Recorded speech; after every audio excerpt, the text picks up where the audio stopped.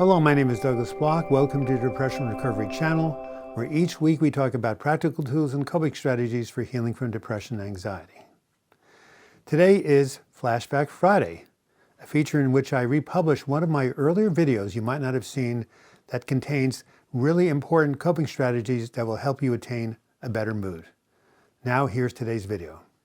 The title of today's video is, If You Want a Happy Brain, Create a Happy Gut.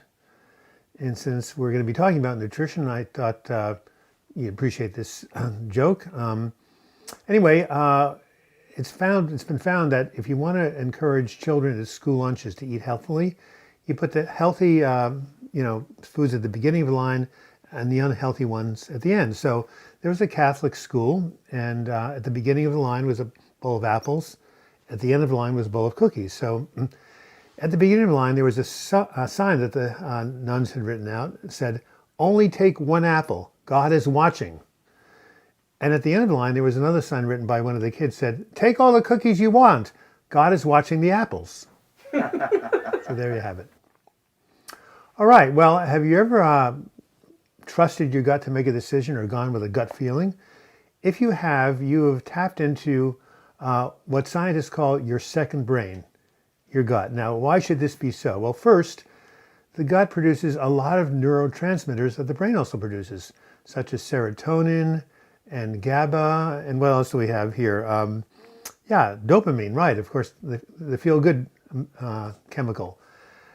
And in fact, the brain only makes a small part of the serotonin that's in your body. The gut actually produces 90% of the serotonin. It turns out that the brain and the gut are connected, a partnership called the gut-brain axis. And the mechanism by which this happens is the vagus nerve, which is the longest nerve in the body, sends electrical impulses from the gut to the brain and vice versa. Interesting, the word vagus in Latin means wandering, and the vagus nerve starts at the base of the head here and goes all the way down the neck through the thorax and all the way down to the gut. You can consider that the super information highway connecting the brain and the gut. Now, what does all of this have to do with those of us who suffer from anxiety and depression? Well, because of the brain-gut connection we described, what affects the brain affects the gut, and vice versa, what affects the gut affects the brain. So let's say you're going through a lot of stress and you activate the fight or flight response. The brain can send warning signals down to the stomach, and you can have a nervous or upset stomach. Have you ever heard the term, "I have butterflies in my stomach"? Well, that's what it comes from.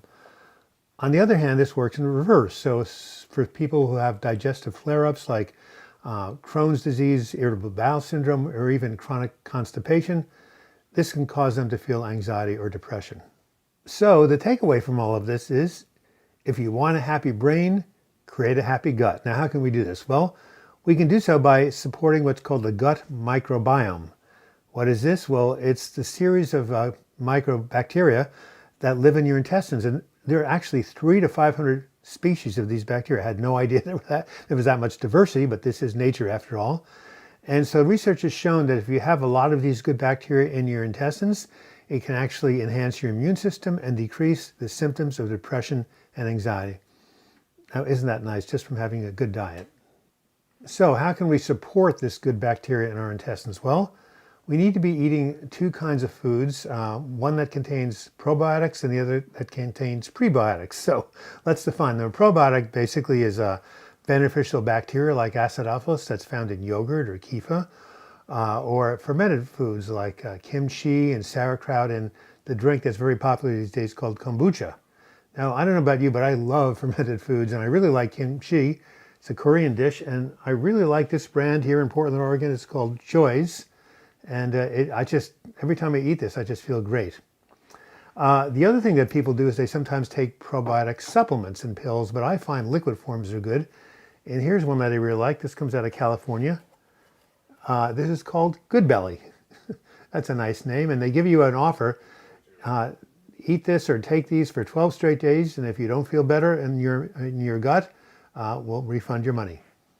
In addition to probiotics, we need prebiotics in our gut. Now, prebiotics are found in fiber that feed the friendly bacteria, and you can get plenty of this by eating fruits and vegetables and legumes and whole grains and nuts and seeds. It's also contained in apple cider vinegar, something I've known about for quite some time. When I was growing up, Bragg's was all the rage. It still is. And so what I do is I take it once a day. Actually, it's about that time. So here's my little cup of water, and here's my apple cider vinegar. I'm going to pour about a tablespoon in. Put it down. Let's drink to health.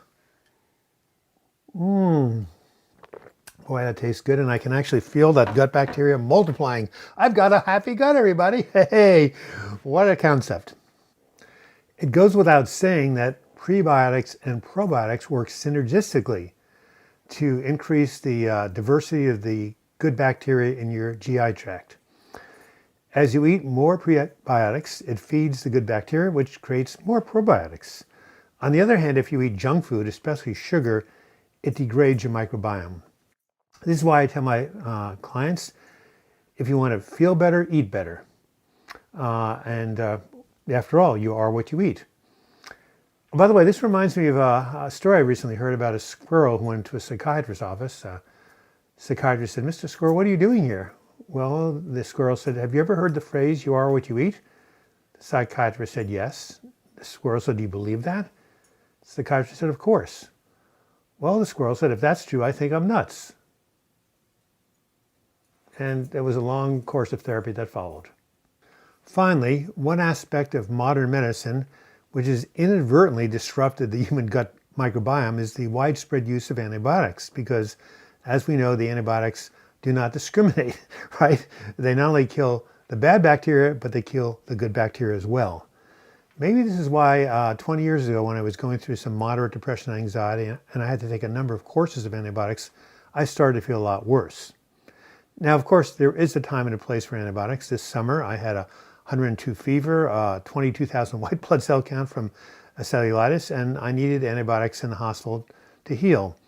But for less serious ailments, I highly recommend that we try to use other ways of improving and strengthening our immune system.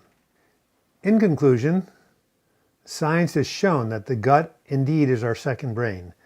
And if we treat it well and feed it correctly, we can enhance our mood and even improve the way we think. So remember, chug down those probiotics, take your apple cider vinegar, and eat your kimchi. This has been Douglas Bloch. I hope you found the information on this Flashback Friday video helpful. If so, please give it a like, as likes draw more and more people to this channel and hopefully some more subscribers. You can also leave your comments in the comments section or email me, douglasbloch@gmail.com. If you do want to subscribe to this channel, click on my photo in the closing credits. You'll be taken to my subscribe page. And if you click on the bell to the right, you'll be notified every time I do a new video or live chat. And if you want to contribute to this channel and become a patron, simply click on the Patreon image. You'll be taken to my crowdfunding site. And until next video, I wish you the best in your mental health recovery. Thank you so much.